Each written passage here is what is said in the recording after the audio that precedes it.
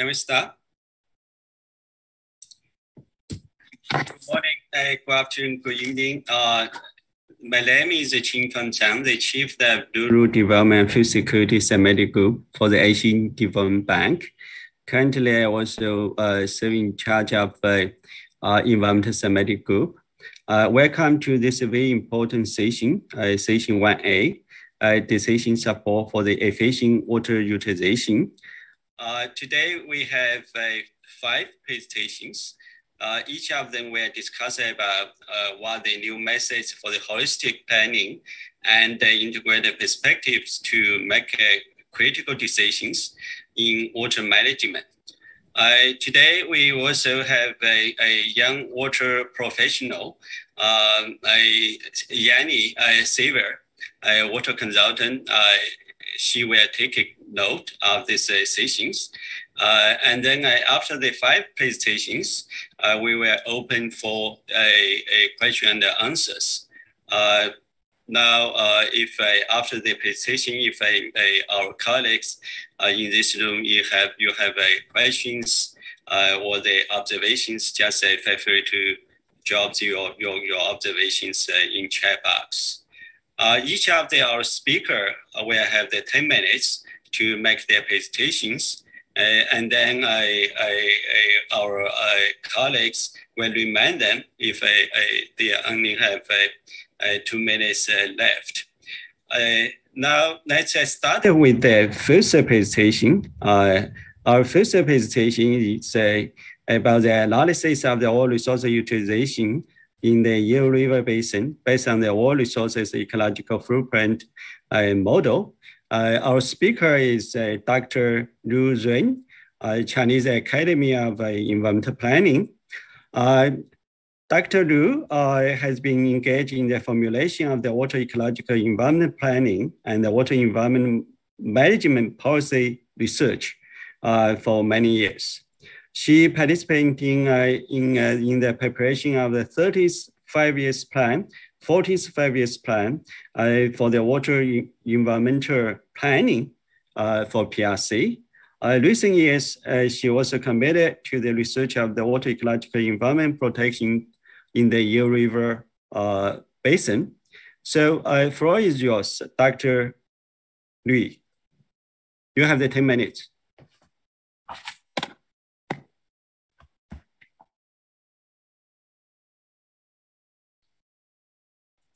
Oh, sorry. Can you hear my voice? Yeah, we can hear you. Okay. Morning, everyone. I'm honored to have this opportunity to communicate with you. Thanks the producer and Yang for the introduction and help. My topic is analysis of the water resources utilization in the Yellow River Basin based on water resources ecological footprint model. Next PowerPoint. I will explain from 3 parts.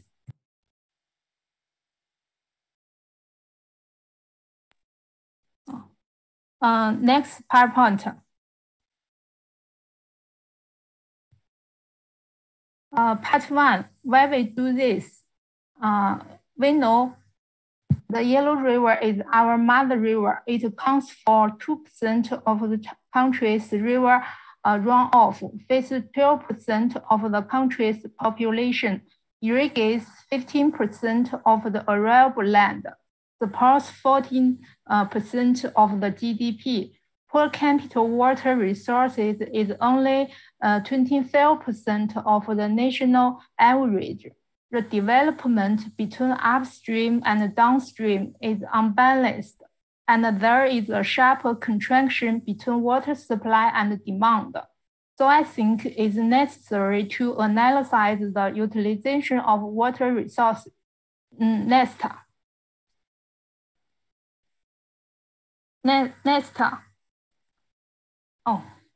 Part 2. How to analyze. We adopt the water resources ecological footprint model to analyze. The concepts and the methods of ecological footprint was proposed by Canadian ecological economist Rees in the 1990s. and was extended and improved by Vaco and al. The water resources ecological footprint reflects the occupation of ecological space by the utilization of water resources, and I use the decoupling index to characterize the degree of coordination between the water resources ecological footprint and economic development. The calculation formulas and meanings are all in this PowerPoint. Please next PowerPoint. Part 3, what we get. From the two pictures, we can see the water resources ecological footprint shows a fluctuating upward trend, which indicating that with the economic development, the total consumption of water resources is increasing. Agriculture water resources ecological footprint dominates about 67.5% to 74.5%. As you know, the governments pay more and more attention to ecological environmental protection. So ecological water footprint increased faster. After 2012, industrial water ecological footprint showed a slow decrease. Maybe indicates that the industry has gradually shifted from extensive growth to efficient and intensive. Water ecological carrying capacity is significantly smaller than water resources ecological footprint, and it has been in a state of ecological deficit for a long time. After 2015, with the implementation of the Water Population Prevention and Control Action Plan, the water environment, water resources, and the water ecological conditions of the Yellow River Basin have been greatly improved. Water ecological carrying capacity has increased, and the water ecological deficit has decreased. Please next PowerPoint. From the table, we can know the coordination relationship between water resources ecological footprint and the GDP has improved, but it has not reached the best state. Before 2012, the economic development had a strong dependence on water resources, and the water resources utilization efficiency was low. After 2012, the economic development of the basin moderately slowed down, shift to a high quality development, and gradually improve the efficiency of water resources utilization. Please next PowerPoint. In this PowerPoint, we can see water resources ecological footprints varies greatly among different provinces. The different color reflects different water resources ecological footprint. The main contributors to water resources ecological footprint are agricultural water and industry water, especially in the midstream.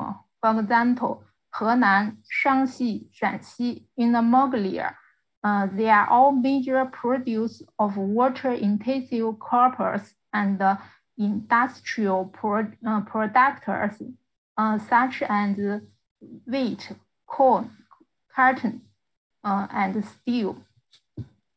Water ecological carrying capacity varies also greatly among different provinces. We can see Qinghai is the largest and Ningxia is the smallest. There is a surplus in the upstream, but overloading in the mid downstream.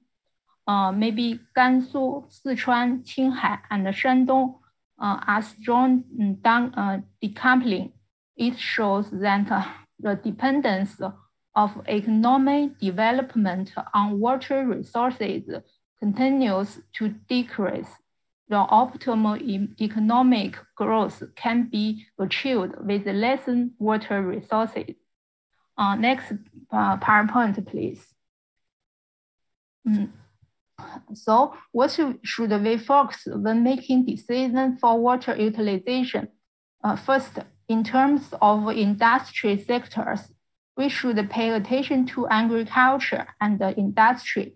In agriculture, we should pay attention to irrigation areas, such as the Fenway Plan, and optimize the planting structure under the premise of ensuring food security.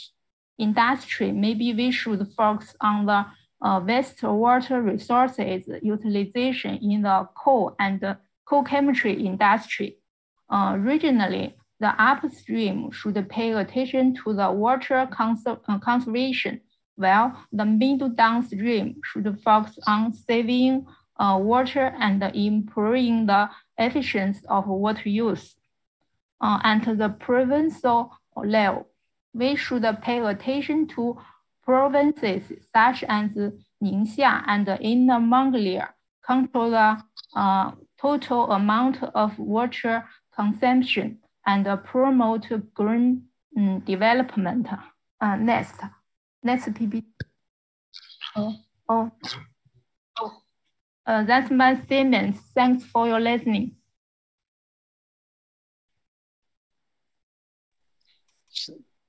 Thank you so much, Dr. Nui. Now, thank you so much as Dr. Nui just presented ecological services are very critical for the Yale River when we're considering water use for agricultural, industry, and urban. Ecological function also very critical. Thanks a lot for Dr. Nui's presentation. Now let's move to the next one.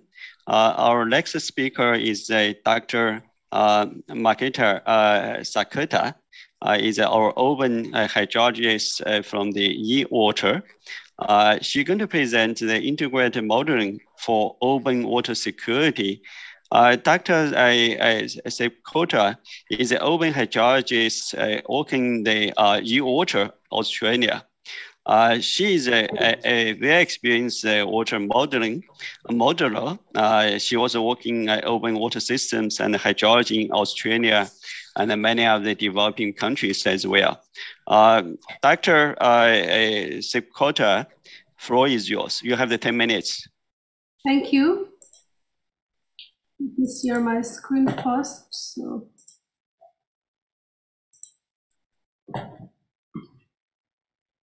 So, good day everyone. Today I'm going to present on integrated modeling for urban water security.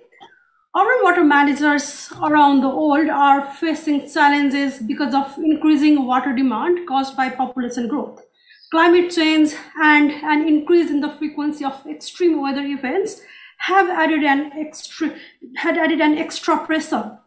That's why now urban water managers are augmenting their centralized water supply system with alternative water supplies such as rainwater tanks, stormwater harvesting, recycled water, grey water reuse, and so on to provide water security. In addition to that, they are also approaching towards some of the demand management approaches such as use of water efficient appliances and also implementing some of the water restrictions.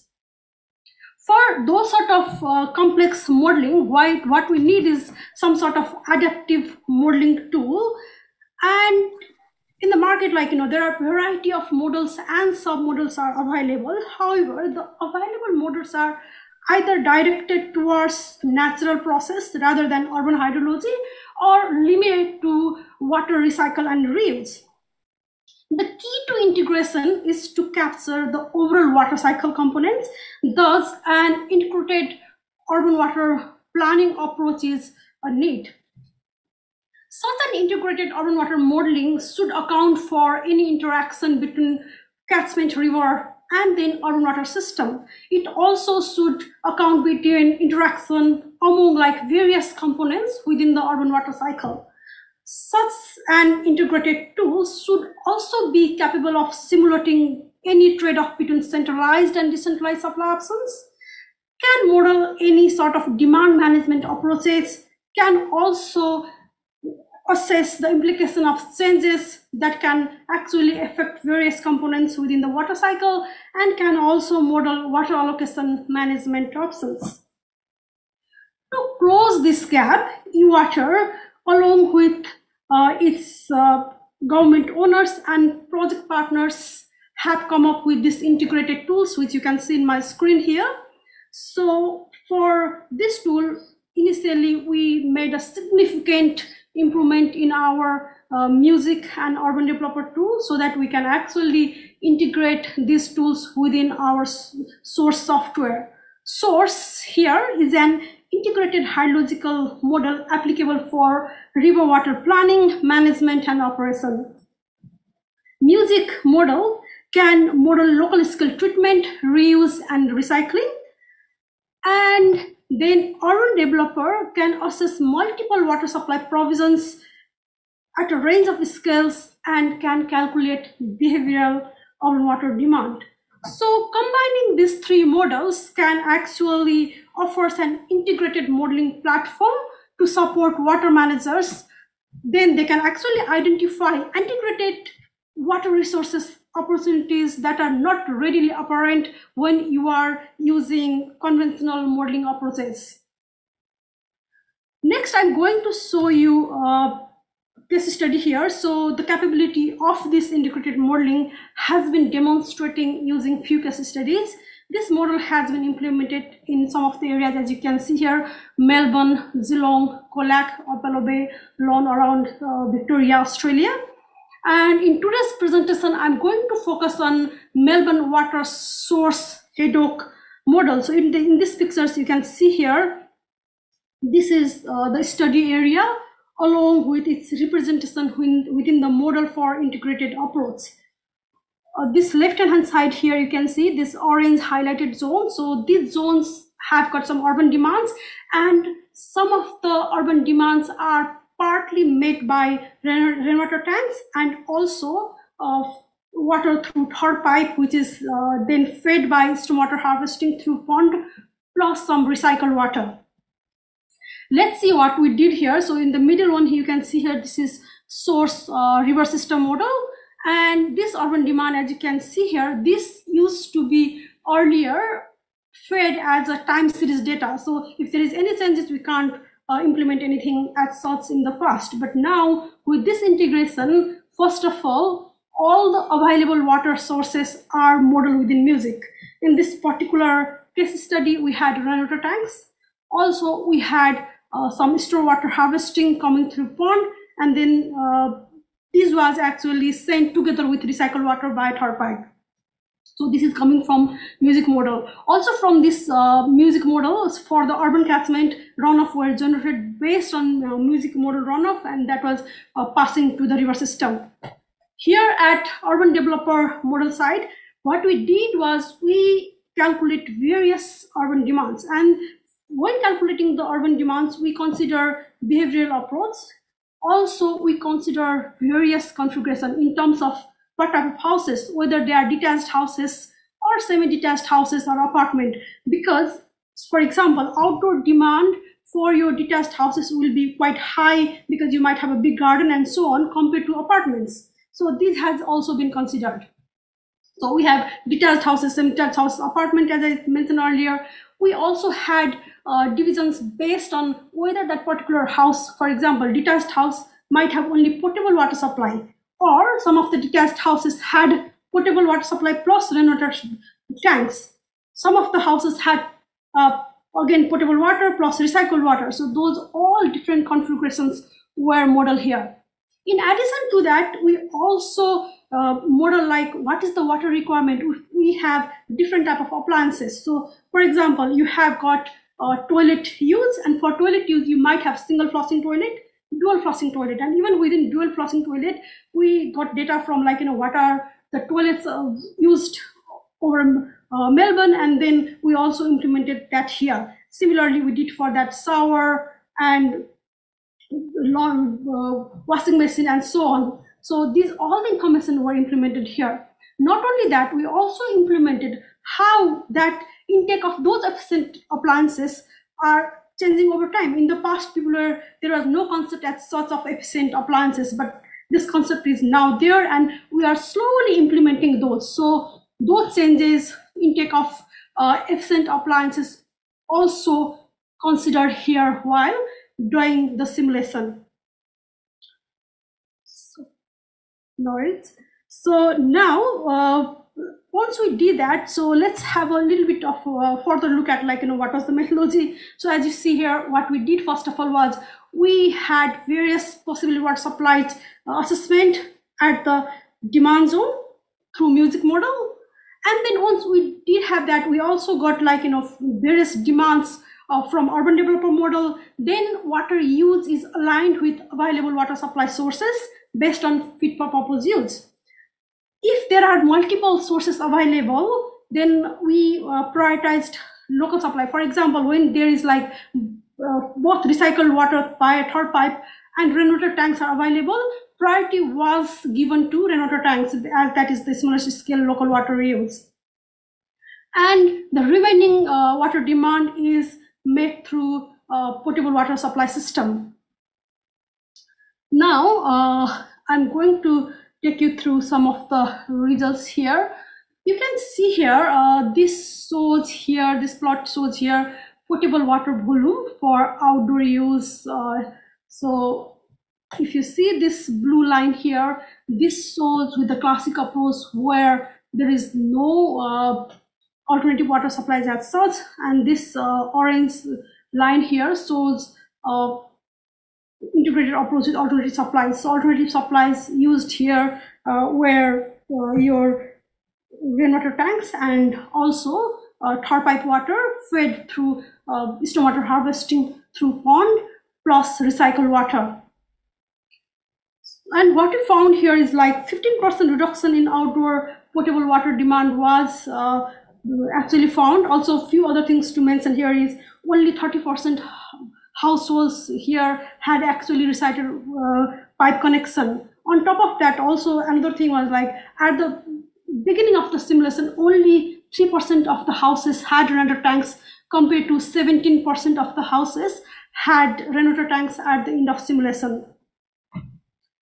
Also, I'm going to show you another graph. So this graph here shows volume of water extracted from various supply groups. So in this particular case, we had two supply groups. One was rainwater tank, another from recycled water and pond. So you can see how with time this is increasing, and especially for rainwater tank, you can see there is a steep linear increase there, and that is definitely happening because, as I mentioned, 3% house had rainwater tanks at the beginning of simulation compared to 17% of households having rainwater tanks at the end of simulation. So this also actually shows how easily we can incorporate any changes within the modeling platform, whether that is how different alternative supplies are implemented slowly over time, or even if intake of appliances are changing over time. So this can be very easily accommodated with these things. Also, another thing I'd like to mention is we also consider, especially for outdoor water demand, we didn't give monthly pattern for outdoor demand. What we did was we had some equation that Melbourne Water developed earlier that was based on temperature and rainfall pattern. So it was totally dependent on what is your temperature and rainfall, so that in the future, if we need to implement any climate changes model, it can easily model those sort of scenarios as well. So that was also considered within this overall modeling exercise. So now, as a conclusion, what I can tell is this case study definitely demonstrated that this integrated tool is able to model different decentralized water supply options, which can reduce water demands on centralized water supply system. And effectively, what I can say is this, especially this integrated model, can represent any projected changes within individual system, and that's what we're actually looking for this type of like, any complex sort of modeling. And finally, I'd like to finish by showing the model applicability. So this integrated tool can open a new platform for investigating fully integrated water resource management options and can help urban water managers for identifying the rainfall dependent and non-rainfall dependent supplies effectively. And finally, this can actually provide the opportunities that are not quite apparent when separate strategies are developed. That's why this is very, very useful for any urban water managers approaching towards integrated water management. Thank you. Thank you so much, Dr. Makrita. Let's move to the next speaker. Next speaker is my close colleague, Tom Panina. He is a director for the Environment, Natural Resources, Agriculture, East Asia Asian Development Bank. Tom is a director for Environment, Natural Resources, Agriculture, and also the chair of a water sector committee for Asian Development Bank. As a director in East Asia, he is now responsible for managing operations, including the strategy, project management, project programming, policy dialogue, and also the knowledge management. And also he serves as a chair of a water sector group. He also provides the oversight of the water-wide, ADB-wide, the water operations for the policy development, institutional engagement in water issues. Tom also has a PhD and also master degree in public policy from the Energy and Resources Group from the University of the California, Berkeley. Tom, again, you have 10 minutes. Over to you, Tom. Thanks, Xingfeng. And I think you know very well, since we both have the same job, what I'm doing. So it's a pleasure to be here and talk about our new ADB Yellow River Ecological Corridor program. And so it was useful to have the first presentation that talked about some of the technical issues that we're trying to deal with. And then as ADB, we're trying to create a program, of course, with our close colleagues in the PRC to address the challenges. So this is our YREC program, which takes an integrated approach to address things at a landscape scale, but also to combine investment, knowledge, and importantly, involve the private sector. Also, we are focused on the diverse and very fragile ecosystem of the Yellow River, which I also think was mentioned. And again, we're taking a programmatic approach over the long term to address the issues and try to be catalytic and synergistic in the way we approach it. Next slide, please. The Yellow River Basin, its second longest river in the PRC, much smaller than the Yangtze, but equally, I'd say, vital. And it runs through 7 provinces, autonomous regions. It's responsible for 23% of national, or it's only 23% of the national average of water that most people have in the PRC, but it supplies 12% of the population for drinking water, and it also irrigates 15% of arable land and is responsible for about 15% of economic activity. Flooding is a severe problem. And as we saw in the floods in 2021, many people were killed. Severe erosion, the lowest plateau. It's an incredibly unique ecosystem. And the sediment is the highest anywhere in the world, and hence the Yellow River. It causes the river to become yellow. Very simple. And there's unequal water distribution and regional inequalities upstream. We need to focus more on ecological conservation. And as we saw also in the first presentation, energy, coal in the midstream, and then downstream, we also have different challenges. Next slide, please. This slide highlights the different challenges.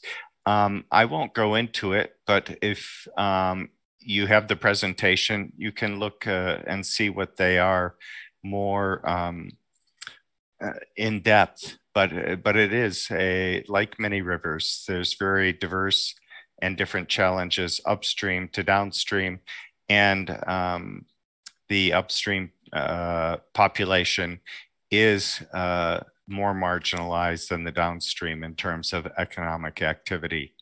Next slide, please.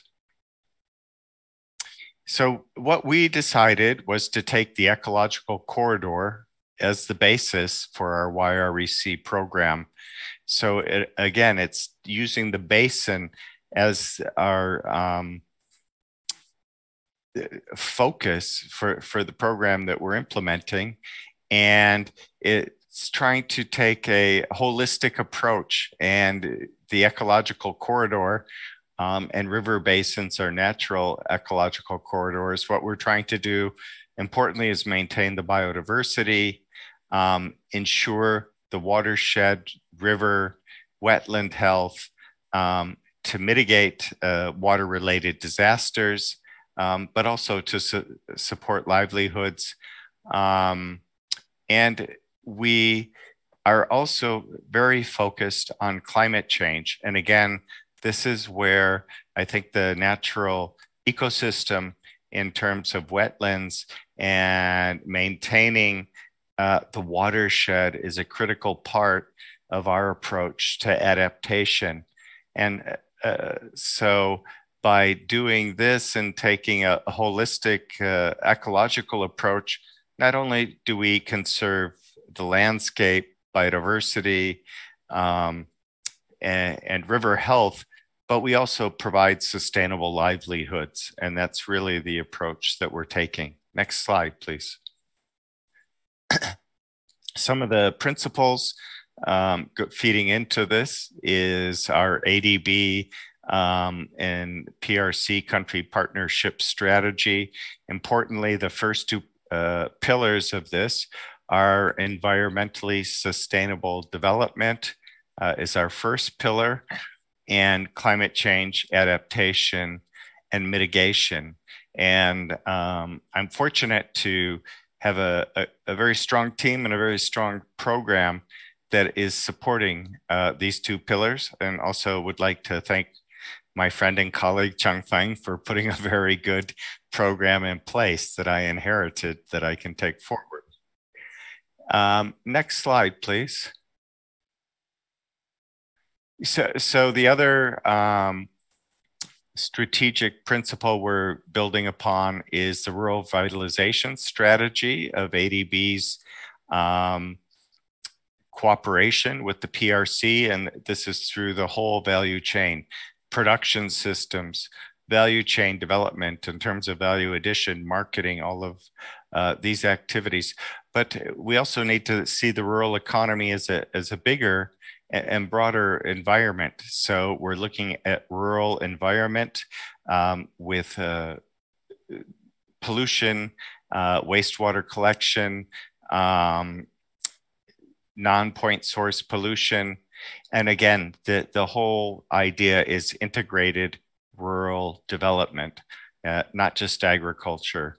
And again, we have an MOU with the government, with NDRC and the Ministry of Finance, as well as with the Agricultural Development Bank of China. Next slide, please. Also, PRC has very ambitious climate goals. For us in particular, adaptation is particularly important. We supported development of their newly released National Climate Change Adaptation Strategy 2035. Some of the key components are nature-based solutions, which ADB is also promoting substantially through our lending operations, as well as we have a TA to come up with a adaptation strategy for the Yellow River Basin, and certainly our projects will build upon this. Next slide, please. We build from the Yangtze River Basin Economic Belt initiative that we had. I'll say three things. One, we need to focus on more upstream work for policy development and working with the government to develop policies where we can invest and support knowledge. And then knowledge is key to this. So we do have a very strong TA program and working closely with the government on their technical assistance activities and knowledge.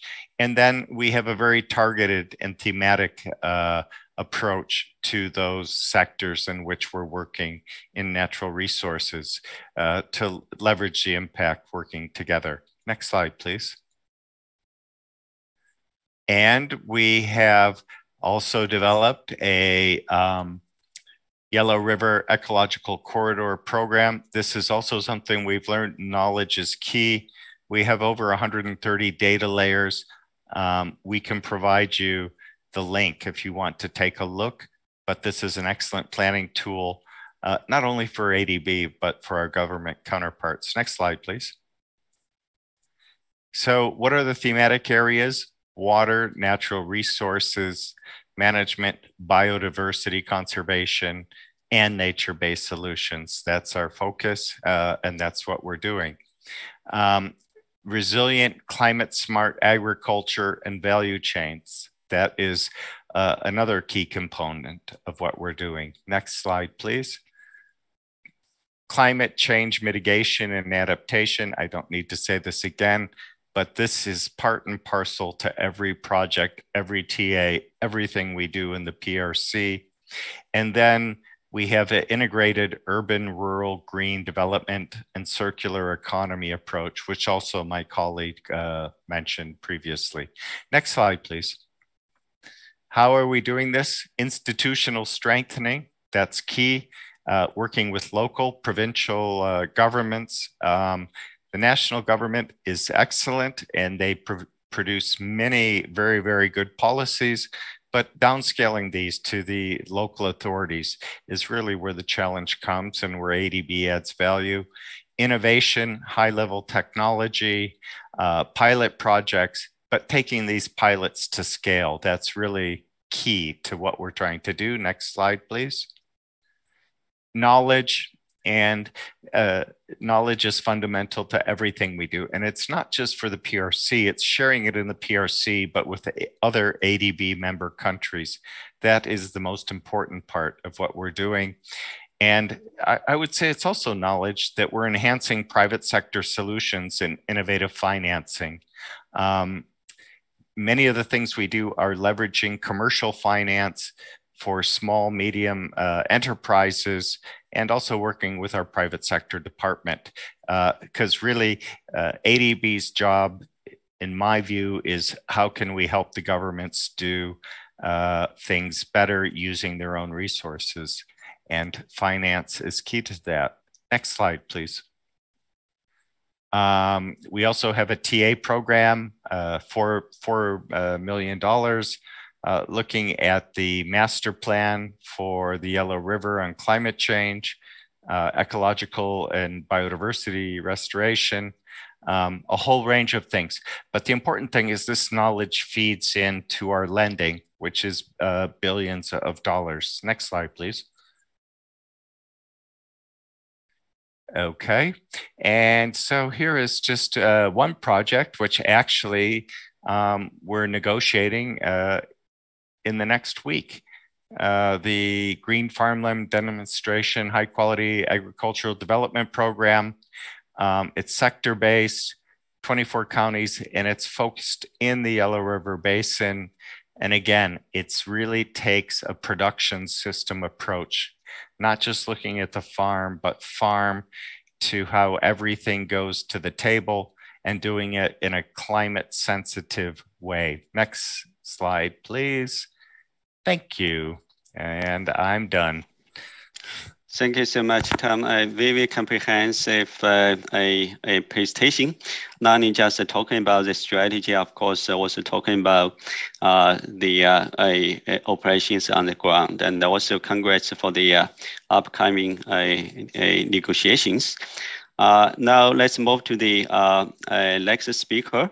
Our next speaker is Dr. Satoshi Nepal. He is a researcher, Oil Resources and Climate Change from the International Oil Resources Institute, IMI. Dr. Nepal has been working with the IMI as a researcher for many years. I think it started from this year. He is responsible for leading and also managing applied research on oil resources, water, energy, food, environmental access, climate change in Himalaya region. Of course, the Himalaya region includes Nepal, Southeast, and also South Asia as well. Last 15 years, Dr. Nepal also contribute to scientific advancement in Himalaya hydrology, climate change, and also the better understanding of the upstream downstream linkage. Dr. Nepal got his PhD from Germany, and he has 2 master's degrees in environmental management from the Tübingen University. Very impressive.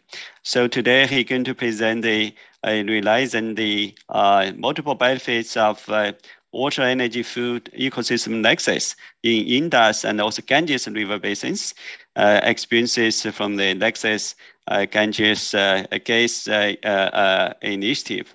So again, Satoshi, you have the 10 minutes. Over to you. Thank you. Thank you so much. Can you see my screen? Yeah, probably you can have the full screen. Okay. Is it the right screen now? Okay, thank you. Thank you, everyone. And today I'm going to share our experience with the Nexus Gain Initiative, which has a focus on realizing the multiple benefits of water, energy, food ecosystem nexus. And this is an initiative which is funded by CGIAR, and different entities and centers are implementing this. If you look at the linkages between the water, energy, food ecosystem, and also the nutrition. Dr. Satoshi, can you close your microphone? And it seems your voice is a little bit small. Okay, is it better now? Hello? Is it better? Yeah. Yeah, okay. So there is a multiple interface between water, energy, food security, and nutrition. As you can see here, the natural water cycle on the left side.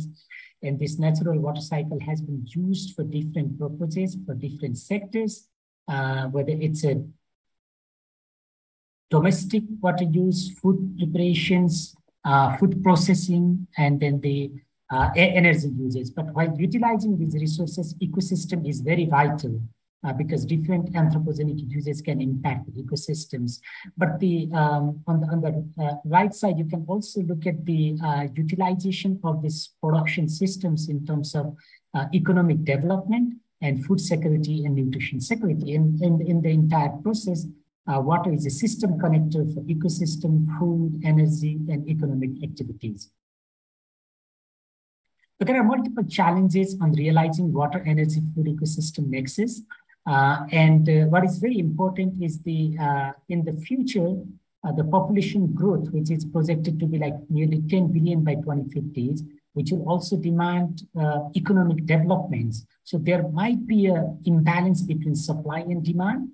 On top of that, we have a climate crisis, which is actually causing the cross-sectoral impact. So, for example, the impact on agriculture will not be solved by looking at the agriculture sector alone. You have to look at the water sector as well.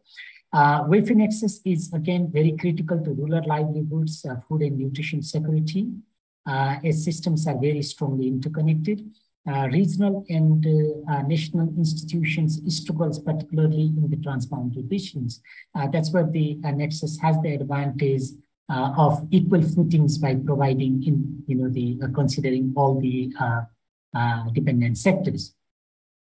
The Nexus Gate initiatives that we have been implementing on a basin approach, and it's in South Asia, we have Indus, Ganges, and in Coral Sea in Central Asia, and the Nile, Blue Nile, and then the Nkomati Basin, Limpopo Basin in South Africa. So we are looking at the strong upstream, downstream interdependencies, where what happens in the upstream basins also affect the downstream, different resources.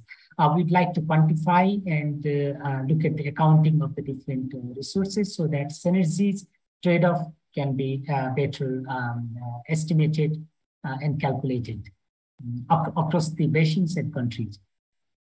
In South Asia, the meltwater is very, very important because basins like Indus and Ganges have large percentage of glaciers and snowmelt in the high altitude areas. So there is a strong meltwater dependencies in the Indus basins. As you can see here in the Indus on the left side, the blue river network, which is actually 80 to 90% meltwater in the upstream river networks. But if you come down to the Indo-Gangetic plain, even in Indus, 60% of irrigation water withdrawal during the spring season actually originates from the mountain meltwater. So that shows the strong dependencies of meltwater in this Indo-Gangetic food basket.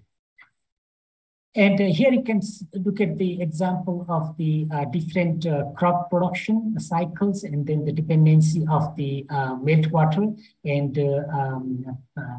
crop like cotton, rice, and sugarcane has a strong dependency on the different crop calendars, dependencies on the meltwater.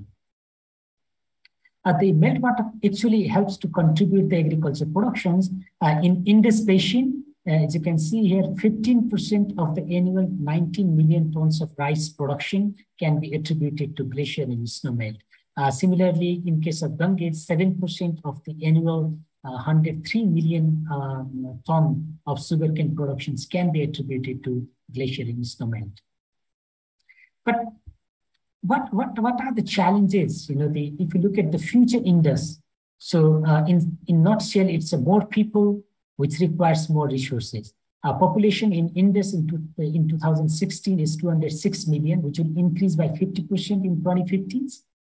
Our basin's GDP is projected to increase by 8-fold. And this strong growth in population and economic development will actually imbalance the supply and demand of different weak resources. On the graph, you can also see the demand between 2015 and 2080, the domestic water demands, energy demands, food productions. I think everything is projected to increase. And not to forget that the basins like Indus and Ganges has a very, geopolitical conditions. There is a hydropolitical tensions already by utilizing the waters between the upstream and downstream uses. One thing I would like to reiterate is the Indus basins is the most vulnerable and critical water towers on the global scale. So that also, shows the importance of the South Asian river basins. Yeah, the meltwater contributions in groundwater, the dependency on agricultures in present time and future time. This shows the, for example, in the cotton productions, the meltwater contributions already in the reference period, that is the present period, there is a strong dependency on the March, April, May, June cycle. But in the future, under different climate change scenarios, here you can see the RCPs 4.5 SSP scenarios. Since because of climate change, the meltwater will be a little bit early, so there will be more strong dependency on meltwater for the productions like cotton. But similar is the rice production as well. But if you look at the wheat in the lower panel, the groundwater contributions to wheat productions is very, very high towards the end cycle of the wheat productions. And because of the erratic rainfalls and then the changes in the the hydrological regime, there will be strong dependency. So people will extract more, farmers will extract more groundwater for the productions. In NexusGen, we are also working on the different innovations, and this is one example that how do we need to rethink rethinking the water storage. What are the current and future water storage options that we need to consider? But while by considering this, we also need to ask questions like what type of storage that we are kind of thinking. Is it always like large dams, or there are also opportunities for locally scale water storage options like ponds? But equally important is the solutions which can support the environmental health and biodiversity. The expected outcomes from the NexusGen initiative is that we'd like to provide an in-depth understanding of the climate change impact on future water availability and leading to different water, energy, food ecosystem resources. Multi-stakeholders will utilize the tools and approaches to improve water productivity across the scales in the given visions. We are also planning to work on the gender-sensitive business models to scale clean and rural energy for agriculture productions, which will also help to lower the carbon footprint. We'll be also working on the governance toolbox to address the growing competition of the resources. We are especially focusing on the capacity building programs where we would like to work with the champions or leaders for the Nexus in government, private sectors, and the universities. We are also planning to develop a lot of innovations to minimize the impact of climate change, whether it's a diagnostic tools or decision support systems or cross-sectoral platforms and leaderships. So with this, I would like to end my presentation. Thank you very much. Thank you so much, Dr. Nipa, and quite impressive presentation. Of course, we also receive a number of the questions for you, and we can further discuss after our next speaker. Again, we saw right now we have about 80 audiences online. One of the audiences, if you have any questions, just feel free to drop them in the chat box, or if you want to drop in and coordinate with our colleagues, you can also have an opportunity to speak. Now let's move to our last speaker, Madam Hani Li, senior researcher from the United Nations University Institute of the Matter, Fluxes and the Resources. Her name is a country researcher working on sustainability of the transformation process in the post-coal mining regions. Before she joined the United Nations University, she worked as a researcher under the environmental GIS and also remote sensing laboratory in South Korea University. And she researched climate change and also global regional environmental issues, and also altogether in projects involving the food and the water ecosystem nexus in Central Asia. She has a very strong background in environmental management, climate change, sustainable development. Of course, she also has an internship in the United Nations ULab, Switzerland. Now let's say I have Madam Lee to present the open water security assessment in Korea under the climate change, a case study of the solar city from the resources and access perspective. Again, Dr. Lee, you have 10 minutes. Thank you very much for introduction. This is Helen Lee, working at United Nations University Flores in Dresden, Germany now. And I will present on my preliminary study, which is on urban water security assessment in Korea under climate change, with a case study of Seoul City from a resource nexus perspective. With the global water crisis and water... Can you see my screen? No, we cannot. Oh, it's not shared yet.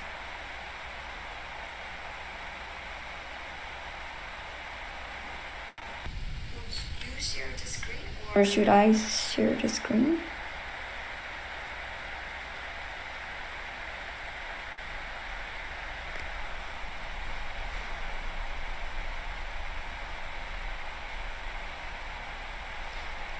Thank you. So, I will present on urban water security assessment in South Korea under climate change with a case study of Seoul City from a resource nexus perspective. Next slide, please.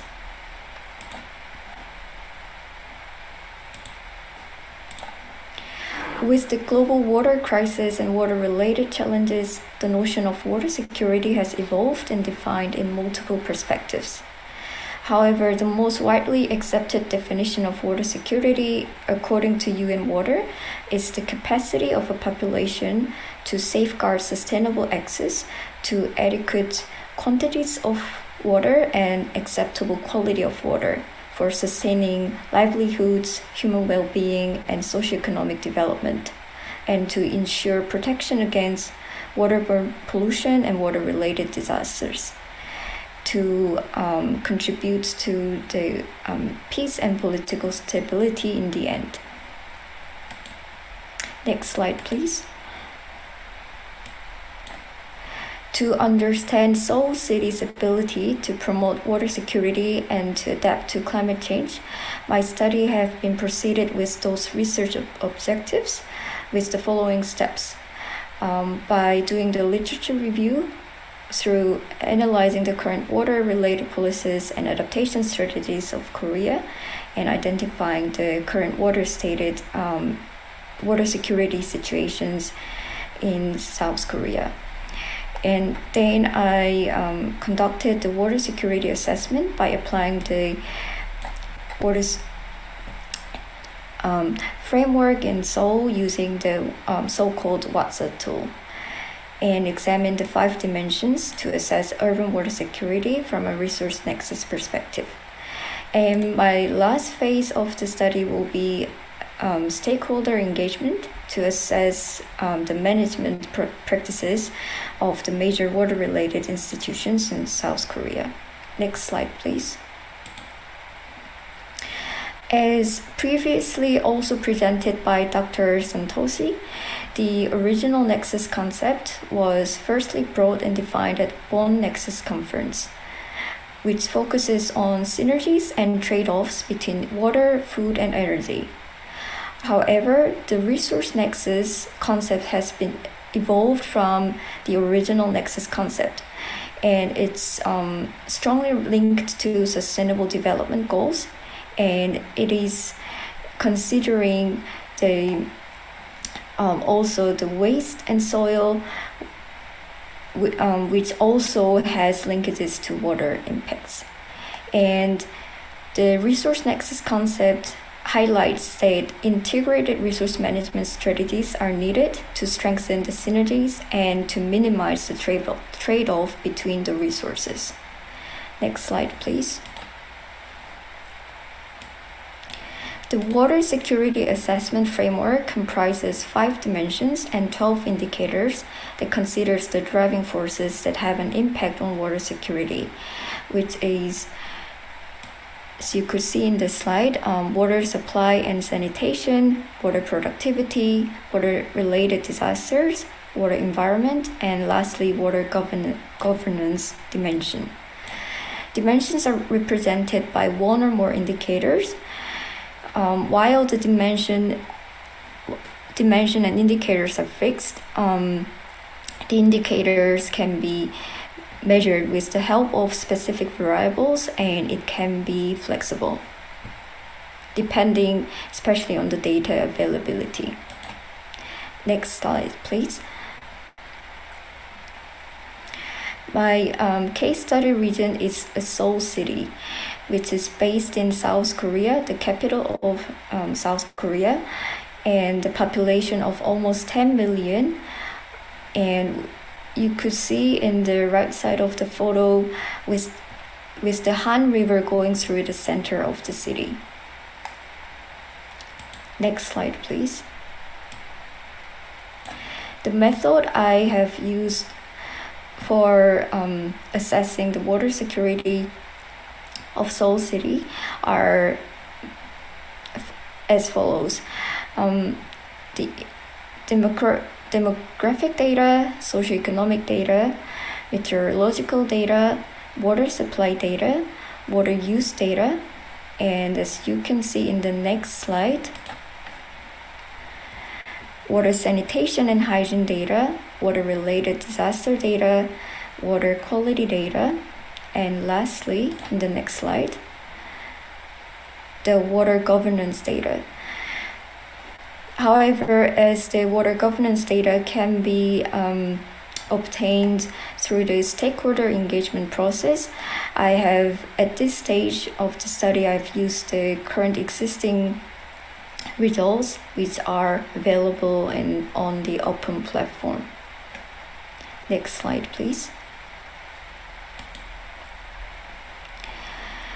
I could gain this preliminary result of the Water Security Index of Seoul City, and with the score of 4.76, Seoul City is interpreted as having the excellent water security, which means the city is highly secure in terms of all dimensions and almost having no water-related issues.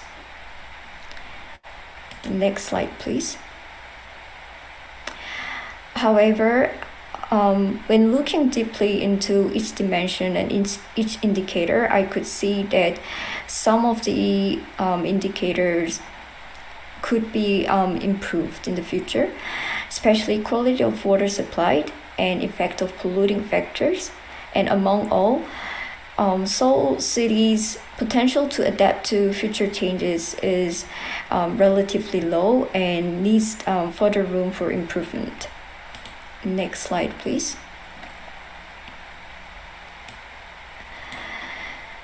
So by seeing the previous slide, Seoul is lacking of potential to adapt to future changes, which means the impact of climate change should be considered in water policies and adaptation strategies. And Seoul has a largely reactive response to water crisis, which comes at a high cost. Thus, preventive river maintenance and the installation of emergency spillways and spillway expansions would reduce flood risks, for example. This indicates that preventive measures should be taken rather than taking measures at the later stage after extreme water events has happened.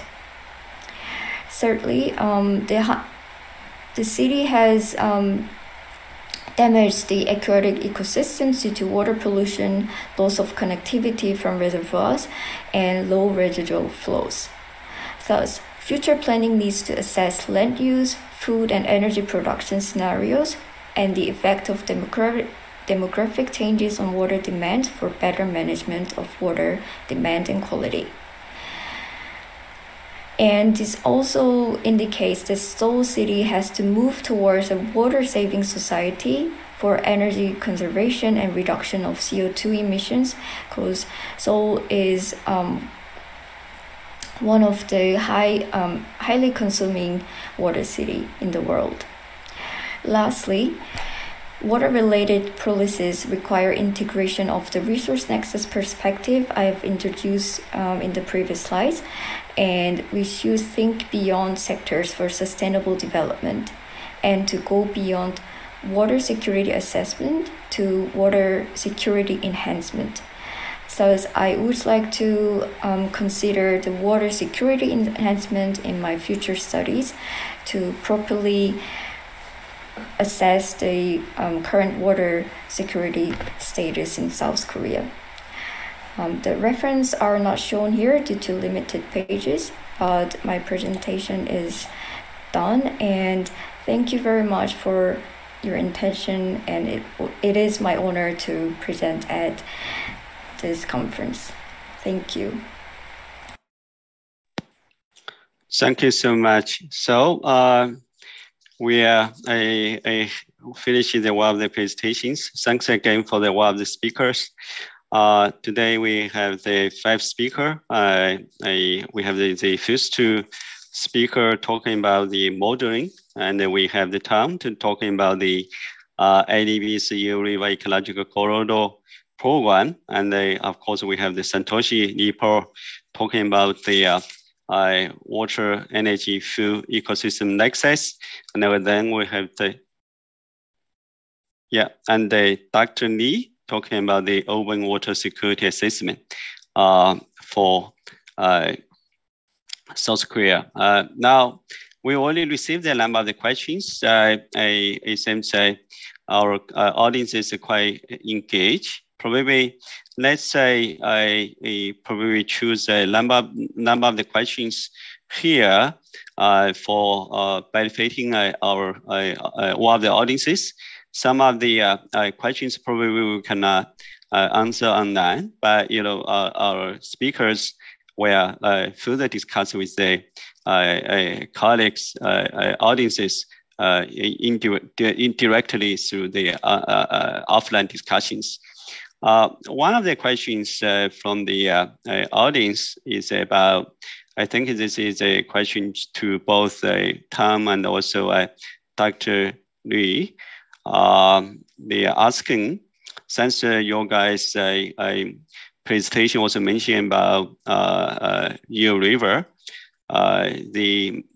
talking about since this was close to the Bohai Sea. The Bohai Sea is a coastal area that also suffering from the ecological degradations and also water and sediment pollutions. Is the condition of this downstream resources relevant and also to be addressed by your studies and also investment? So now I think I probably ask Dr. Lee from the Chinese Academy of the Environmental Planning first to answer the questions. If you have any study associated with the Bohai Sea pollution management, and then probably Tom, you can also pick up if ADB have any investment associated with that particular area, the coastal or the ocean health management. So Dr. Lee first, and then after that, Tom, probably you can supplement. Dr. Lee?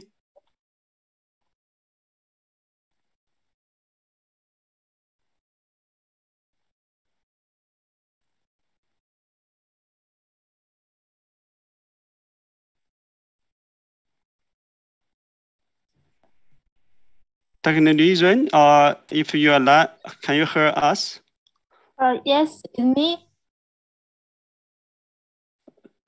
Can you start to answer the question? Okay. We only have the 20 minutes. In terms of the environment protection, we may focus on the problem of total nitrogen, nitrogen, because this causes the nitrogen in the coastal areas of the Bohai. In China, they are also carrying some research about the total nitrogen. Oh, that's my answer. Okay, yeah, you mentioned about the nutrient pollution management. Tom, when you say we have any this source to ocean approach to manage the coastal area pollution management, over to you, Tom.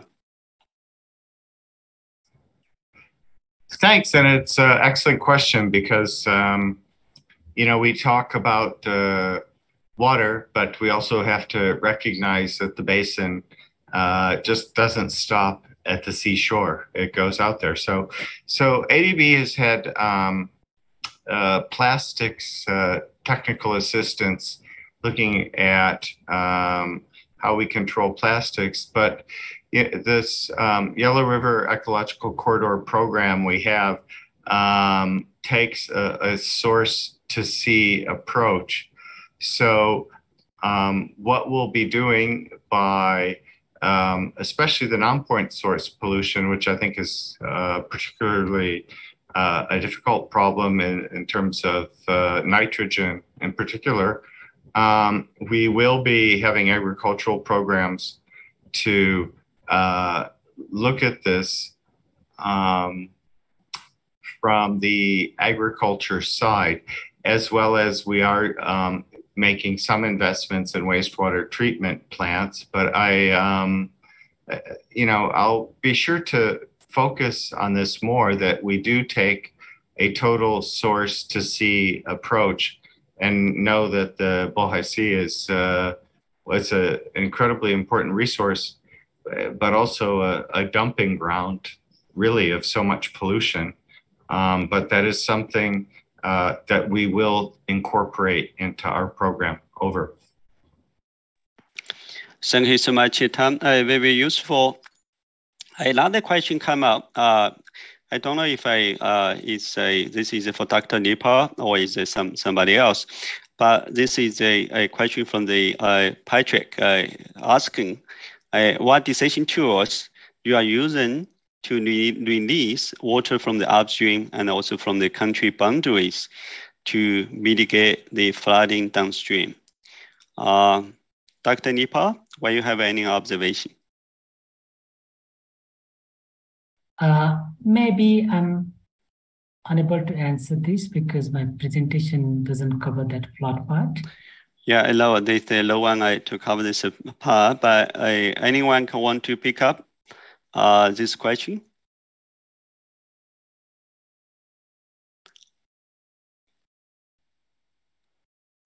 Moketa? So that question was on flood one, is it? That is again, I think, not related to my own, but I'll just see what the.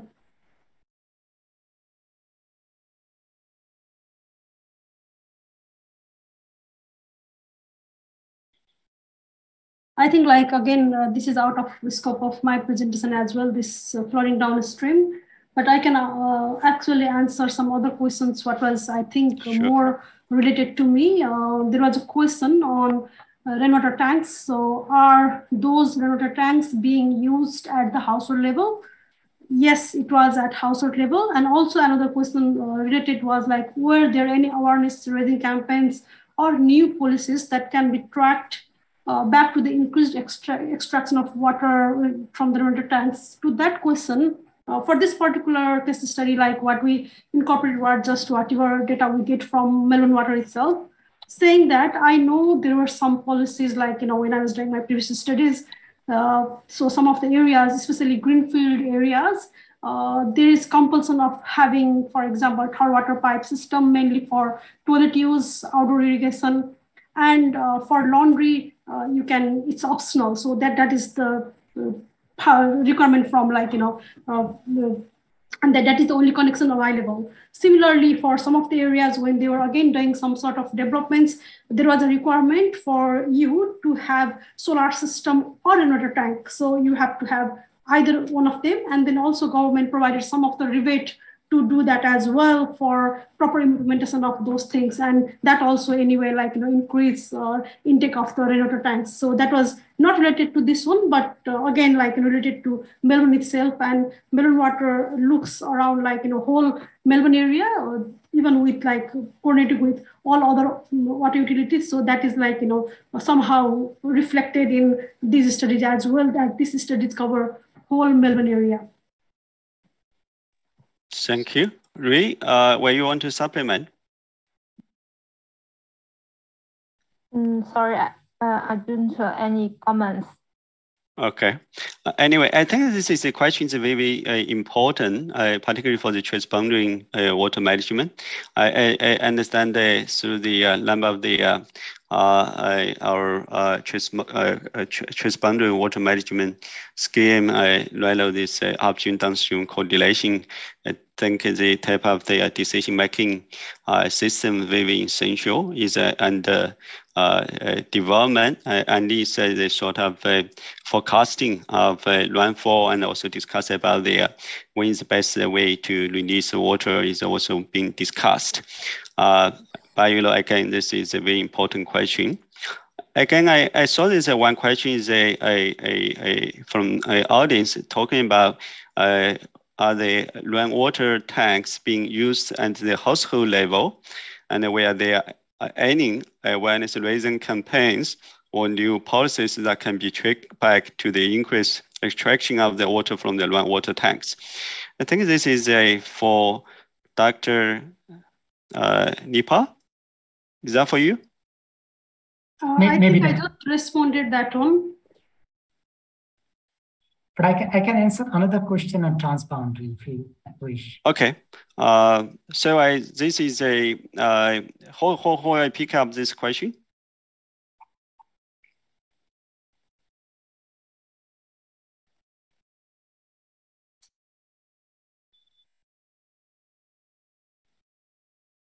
Again, yeah, rainwater storage is very essential. Actually, IDB has a number of the interventions already invest in this sort of the water tanks in the household level. Later on, I think IDB colleagues can share with you guys our investment documents. Again,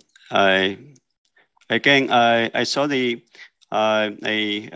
Satoshi Nepal. I also want to supplement about the transboundary water policy and the outcome studies. Probably you can supplement. Yeah, thank you. There's one question on what impacts can transboundary water policies have on the expected outcome of this study. I think transboundary water policies are very critical, but when you look at the transboundary water, the governance, especially in the South Asian regions, these are mostly dominated by the bilateral agreement, not the multilateral agreements. The priority, I think, needs to be the basin as a whole, in terms of understanding what is happening and how we can mitigate the disasters and other things. Definitely, conducive policies on utilizing water resources among upstream and downstream nation is very, very important, and particularly for South Asia river basins. What is very important is to minimize the disaster risk and maximize the water, energy, food, ecosystem related benefits. And so for this, I think creating the enabling environment is very, very critical.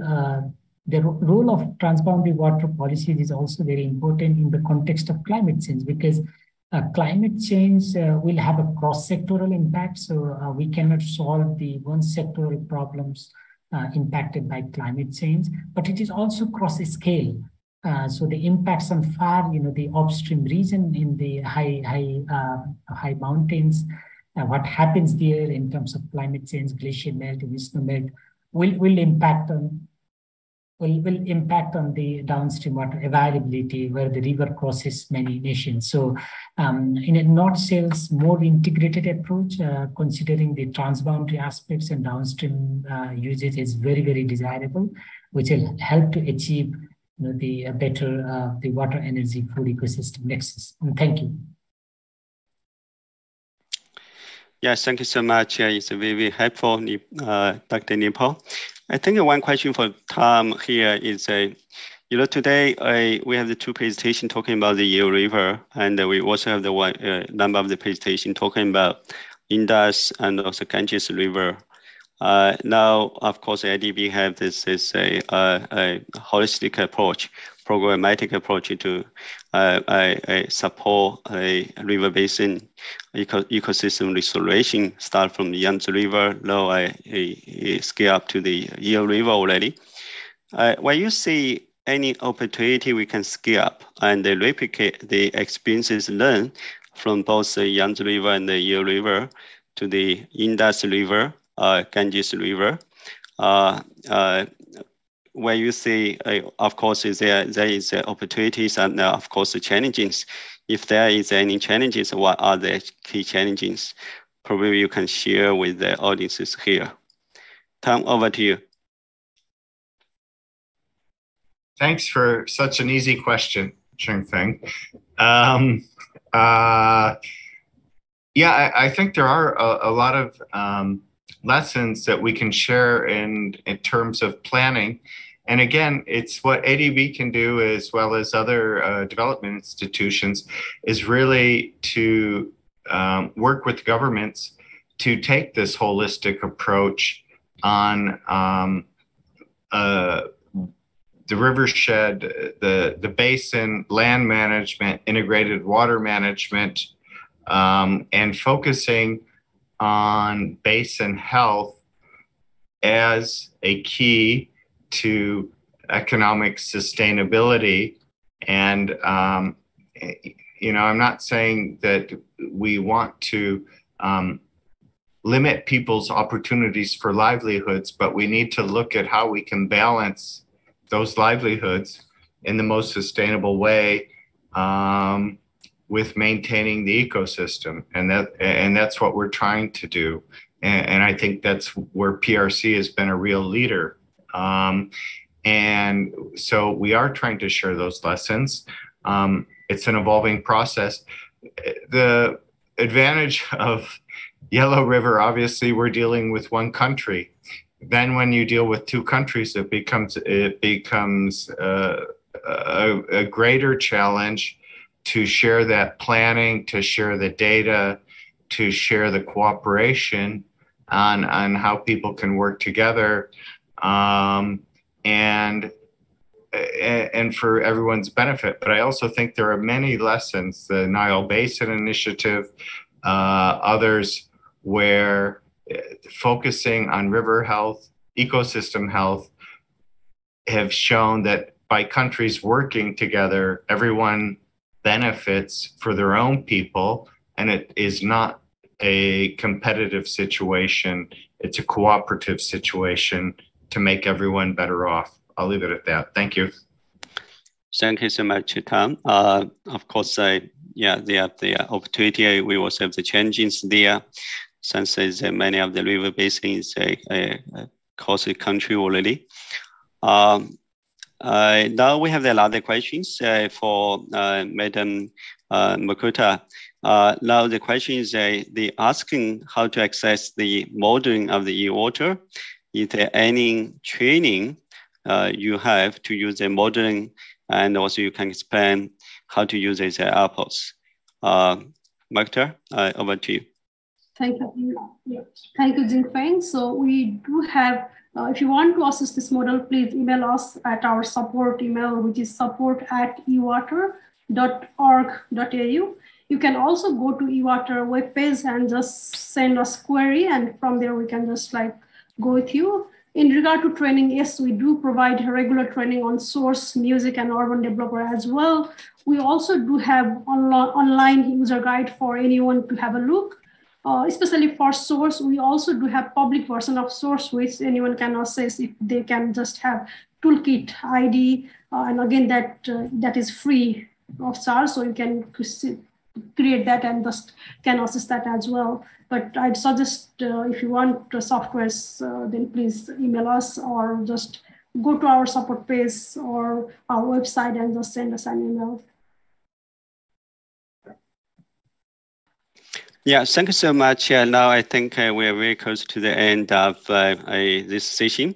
I want to take this opportunity to thank one of the speakers. We have the 5 experienced and insightful presentations made today. And also we have very engaging discussions and also questions from the audiences. Again,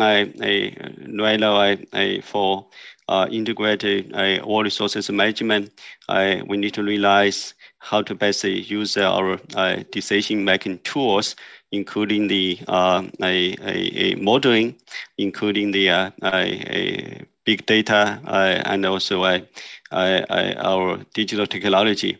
Of course, by using the opportunity, ADB also will introduce a more holistic approach to address the challenges. Again, today we're talking about Yellow River, we're talking about Indus River and also Ganges River, and also many of these challenges beyond one country, as a regional cooperation very, very critical. Again, we thank the very engaging discussions from the audiences. Today we have over 80 participants. And also I want to take this opportunity to also thank our young professional reporter here. She will take a note and they're going to share the key highlights of discussions with all audiences and also speakers, panelists, and also our participants. Again, today is the first day of this Asia Water Forum. I will encourage one of the audiences to continue. I attended the Asia Water Forum sessions in coming days. With that, I want to just close the session, and I thank you, and also you have a good week. Thank you so much. Bye-bye.